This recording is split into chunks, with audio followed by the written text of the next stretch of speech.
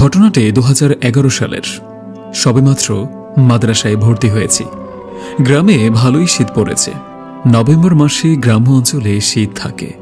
হঠাৎ নাকে একটা ফুলের ঘ্রাণ আসলো। ক্লাসের সিনিয়র সবাই কানা ঘোষা করতে লাগলো, জিন আসছে। আমি খুব অবাক হলাম। জীবনে জিন দেখিনি। যারা জিনের কথা বলছিল সবার কাছে গেলাম। কৌতূহল ছিলাম আমি জিন কেমন সেটা জানা। কেউ আশানুরূপ উত্তর না দেওয়াতে সোজা হুজুরের কাছে গেলাম। হুজুর বলল, এটা জিনের কিছু না, হাসনাহেনা ফুল ফুটেছে তাই এত ঘ্রাণ। মাদ্রাসার বারান্দার সামনে তখন ফুলের গাছ ছিল। হুজুর বলা মাত্রই আমি ঘ্রাণ নিতে গেলাম। যেই দরজা খুলতে যাব অমনি হুজুর ডাক দিলেন আমাকে, কই যাস? বললাম, ফুল গাছ দেখতে। আসলেই ফুলের ঘ্রাণ কিনা। হুজুর বললেন, বাহিরে যাওয়া যাবে না, পড়তে বস। সবক ইয়াদ হইছে? বললাম, হয়ে গেছে। 7 সবক? বললাম, ওটাও হয়ে গেছে। রাত 10টা বাজে প্রায়। তখনও কি এসব বাকি থাকে নাকি? সবক 7 সবক আধা ঘন্টার ব্যাপার, এত পড়ার লাগে নাকি? মনে মনে বললাম, কারণ পড়তে বসে আগেই সবক রেডি করি, যেন কোর্টটি খেলতে পারি। আমার বন্ধু রেজাউল, দুজন একসাথে হাফেজ হই। ওকে বললাম, আজকে জিন দেখতে যাব, যাবা? বলল, না। ও আবার খুব ভীতু ছিল। গলায় একটা তাবিজও পড়ত। ওটা নাকি বিছানায় মোতা বন্ধর তাবিজ। অথচ বয়স আমার চেয়ে 2-3 বছরের বড় হবে। কোনোভাবেই রেজাউলকে রাজি করাতে পারলামই না। ইতিমধ্যে ছুটি হয়ে গিয়েছে। ঠিক 10টায় ছুটি হয়ে যায়। এরপর সবাই বেডিং বিছিয়ে ঘুমিয়ে যায়। আমার আর রেজাউলের বেড পাশাপাশি হওয়ায় না ঘুমিয়েও গল্প করতাম। সেদিন মুখেই শুধু জিনের কথাই আসছিল। আমার ইচ্ছা আমি বাহিরে যাব। আসলেই হাসনাহেনার ঘ্রাণ নাকি জিন, এটা দেখবই আমি। রেজাউলকে ফাসলিয়ে রেডি করলাম। আজ যাবই জিন দেখতে। অথচ হুজুর সবাইকে বলে দিয়েছে আজ রাতে কেউ বাহিরে যাইবা না, গেলে সাথে হুজুরকে নিয়ে যেতে। এই কথাটাই আমার কৌতূহল বাড়িয়ে দিয়েছিল। রাত তখন 11টা বাজে প্রায়। তখন চুপি চুপি নিঃশব্দে দরজা খুলে দুজনে বেরিয়ে গেলাম। বারান্দার দক্ষিণ পূর্ব কোণায় হাসনাহেনা গাছ। গাছে আসলেই ফুল ধরেছে। চোখ বন্ধ করে ঘ্রাণ নিতে লাগলাম।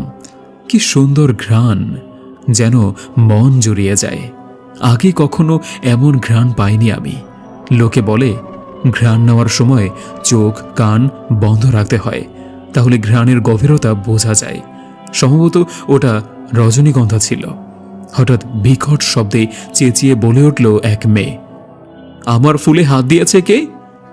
তাকিয়ে দেখি দূরে একটা মেয়ে দাঁড়িয়ে আছে। এত রাতে মেয়ে এখানে কিভাবে?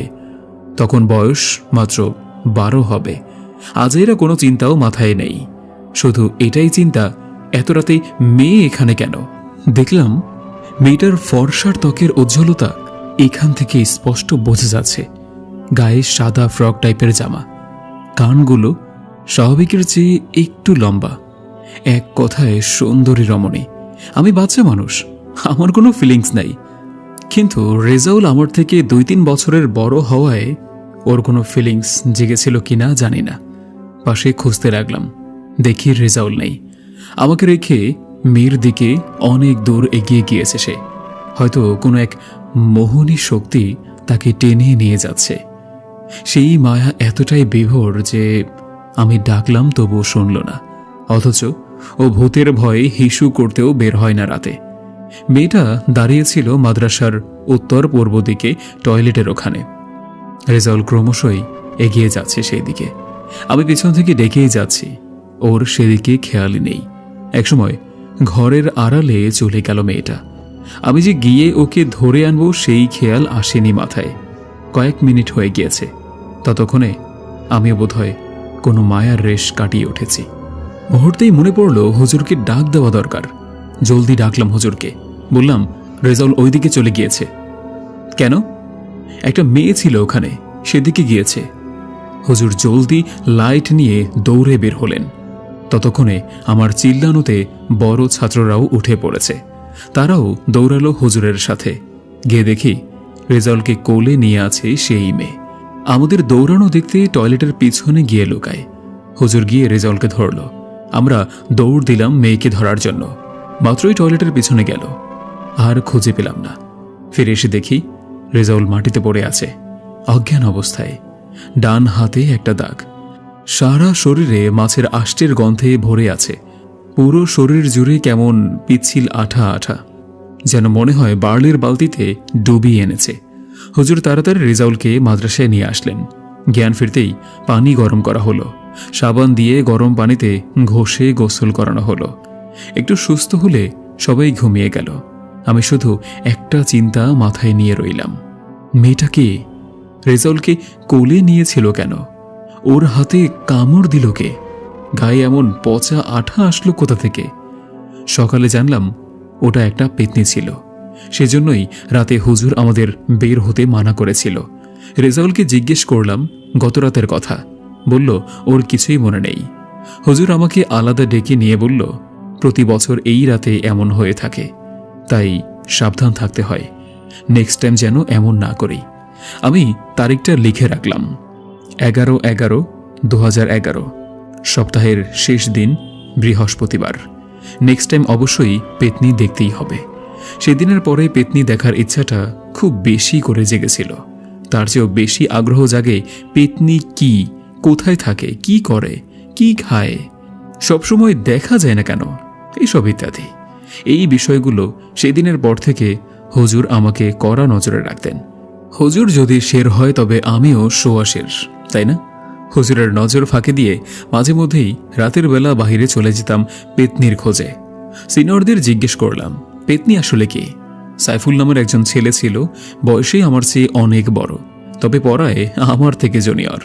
সাইফুল বলল, পেতনি হইল জিনের মেয়ে।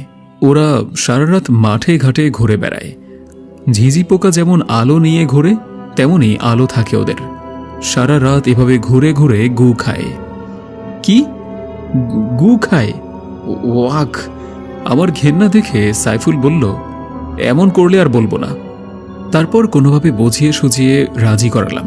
তুমি কিভাবে জানলে যে ওরা গু খায়? সাইফুল শুরু করলো তার পুরাতন অভিজ্ঞতা। আমি তখন অনেক ছোট। আব্বু পল্টনের ডিপ মেশিন ড্রাইভার ছিল। সারা রাত জেগে খেতে পানি দিতে হতো। মাঝে মধ্যেই আব্বুর সাথে আমি পল্টন পাড়ে বসে থাকতাম। তখন কারেন্ট এত আসে নাই, তাই পল্টনগুলো তেলেই চলত। তেল ফুরিয়ে গেলেই বাজার থেকে তেল আনতে যেতে হতো, তাই একেবারেই ঘুমানো যেতই না। একটা হারিকেন বাঁধার খুঁটি ছিল, সেখানে হারিকেন বেঁধে মাটিতে পাটি বিছিয়ে কাঁথা মুড়ি দিয়ে শুয়ে থাকতাম। কখনো ঘুমিয়ে যেতাম, আবার কখনো জেগে জেগে আব্বুর গল্প শুনতাম। সেদিনও এমন গল্প শুনতেছিলাম। হঠাৎ আব্বু চিল্লানি